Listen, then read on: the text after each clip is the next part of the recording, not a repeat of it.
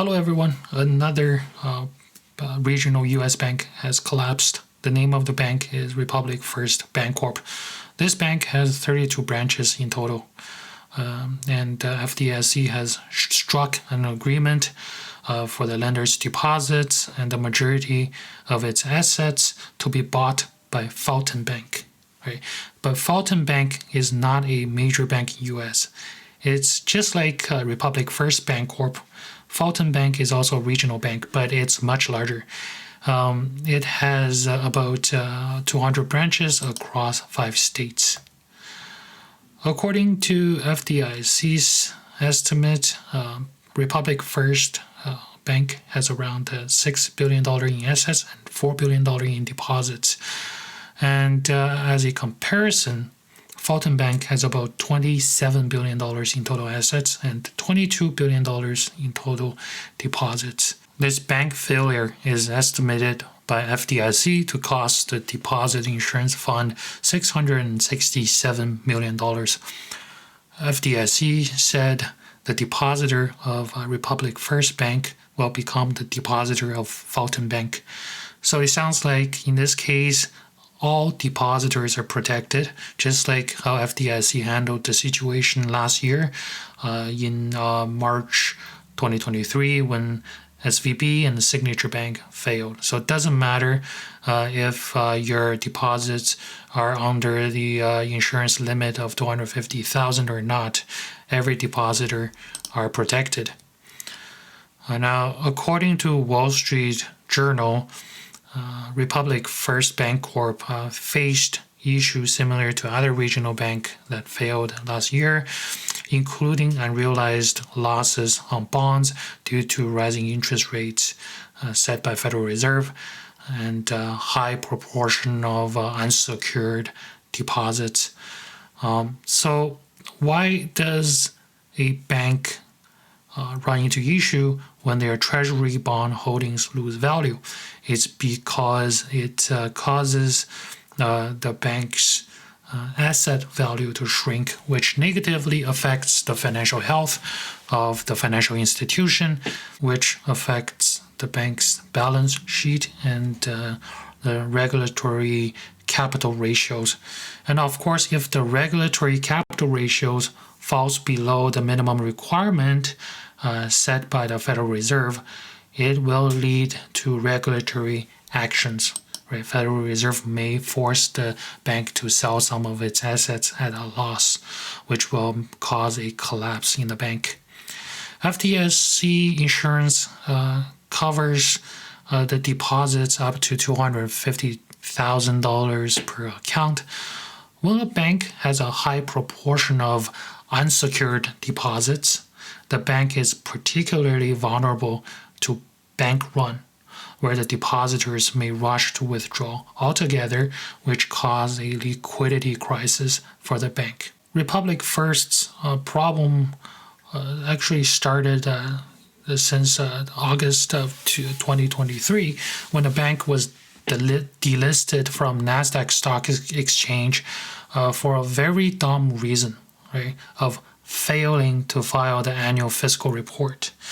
If I'm a depositor of that bank, I'll be the first one to run away when I see this kind of news, because this news tells me that the bank is a mismanaged mess. But what about BTFP, which is Bank Term Funding Program?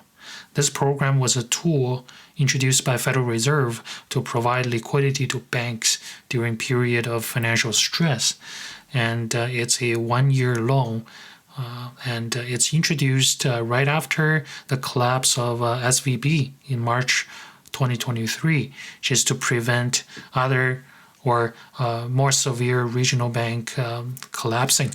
And the way this tool works is even though when a bank's treasury holding drop in value, it does not matter. When that treasury holding is being used as a collateral to borrow money from Federal Reserve will consider its face value to be the value of the collateral. So it's very helpful for regional banks.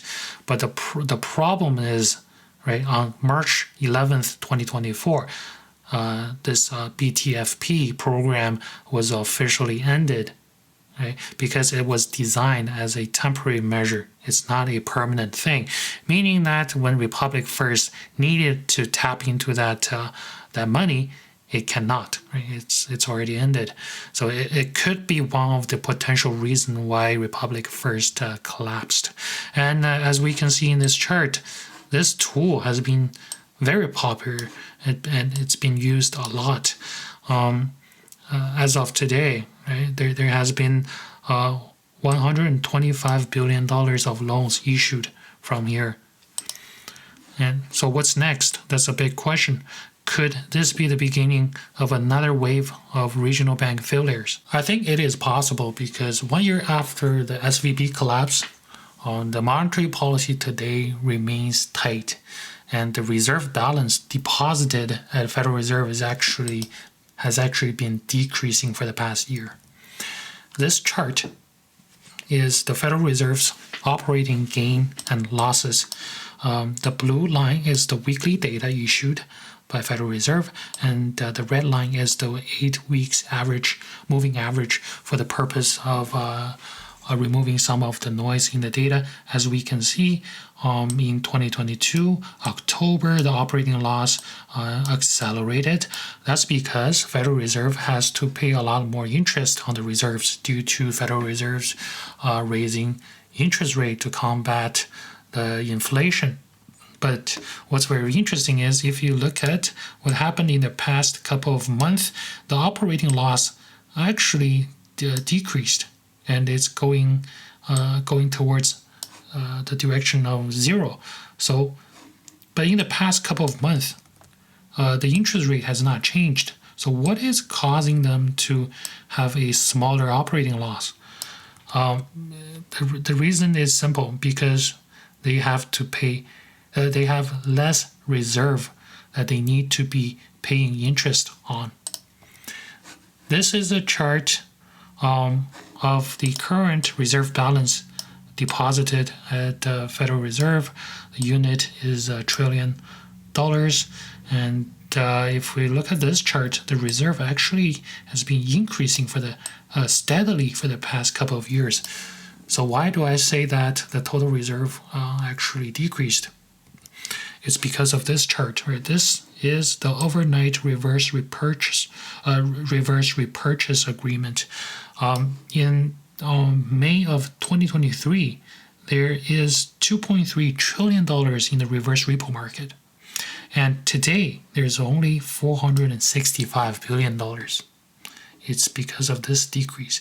Now, you may say, okay, reverse repo market, this is not a reverse reserve, but it actually functions just like a reserve because Federal Reserve have to pay interest on the money deposited in this market. So if we add up the actual reserve plus the overnight reverse repo market, we have the actual total reserve that the Federal Reserve is responsible for to pay interest on.